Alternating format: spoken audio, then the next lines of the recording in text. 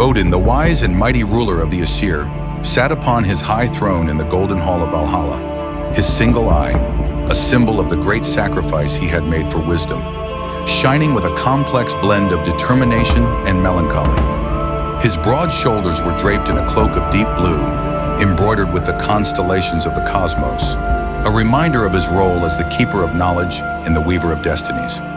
Around him, the Einherjar, the bravest of warriors who had fallen in battle and been chosen to dwell in Valhalla, stood in solemn readiness. These warriors, once celebrated for their valor, now prepared for the ultimate battle, their faces etched with both anticipation and grim acceptance. The grand hall, which had once echoed with the laughter of feasting heroes, the clinking of mead horns, and the songs of skalds, was now eerily quiet. The only sounds were the metallic rasp of blades being sharpened and the faint clatter of armor as the warriors adjusted their gear. The air was thick with tension, a palpable sense of finality hanging over the hall like a storm cloud. On Odin's broad shoulders perched his two faithful ravens, Hugin, Thought, and Munin, Memory, their glossy black feathers shimmering faintly in the dim light of Valhalla.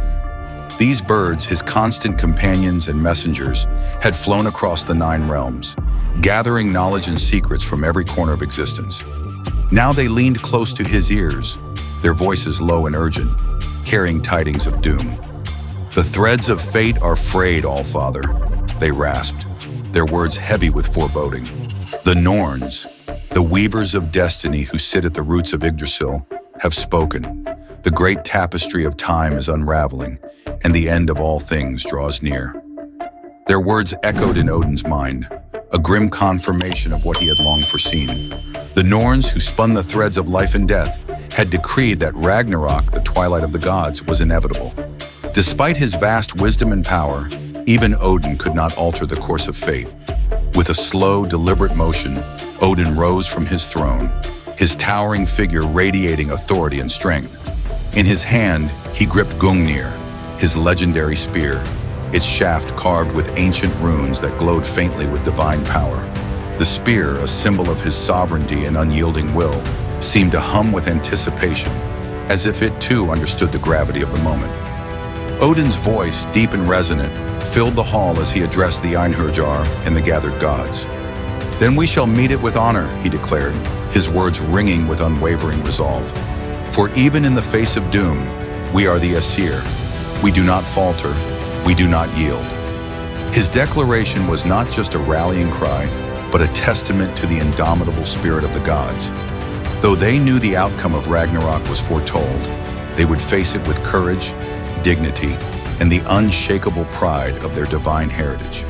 Far below the realms of the living and the gods, in the icy, desolate land of Helheim, Hel, the daughter of Loki and ruler of the dead, stood at the forefront of her grim domain. Her pale, gaunt face was framed by lank, dark hair, and her cold, lifeless eyes glimmered with a cruel anticipation. She had long awaited this moment, the chance to lead her army of the dishonored dead, those who had not died in battle and thus were denied entry to Valhalla, against the gods who had cast her into this bleak underworld. With a wave of her skeletal hand, the massive gates of Helheim groaned open, their ancient hinges screeching like the wails of the damned. From the darkness beyond, a tide of shadowy figures emerged, their forms twisted and decayed, their eyes hollow pits of despair and hatred. These were the souls of the unworthy, the forgotten, and the betrayed, now united in their thirst for vengeance. Hel's lips curled into a faint, sinister smile as she watched her army gather, a sea of malice and despair ready to march against the heavens. In the depths of the earth, where he had been bound by the gods as punishment for his treachery, Loki, the cunning and chaotic trickster, had finally broken free from his chains. The venom of the serpent that had dripped onto his face, causing him unimaginable pain, no longer tormented him. His once supple skin was now scarred and weathered, but his spirit was unbroken, his heart filled with a seething hatred for the gods who had imprisoned him. His eyes, once sparkling with mischief, now burned with a fiery, unquenchable rage. Freed from his bonds, Loki wasted no time in rallying his allies, the frost giants, ancient enemies of the Aesir, and the forces of Hel, led by his own daughter.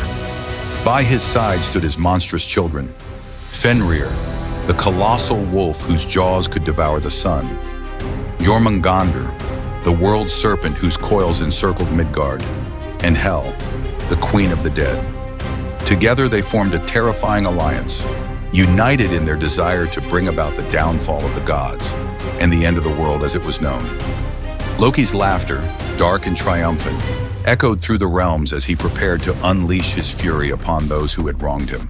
A vast battlefield stretching into the horizon, where Loki, Fenrir, Jormungandr, Hel's undead army, and the frost giants stand in terrifying unison.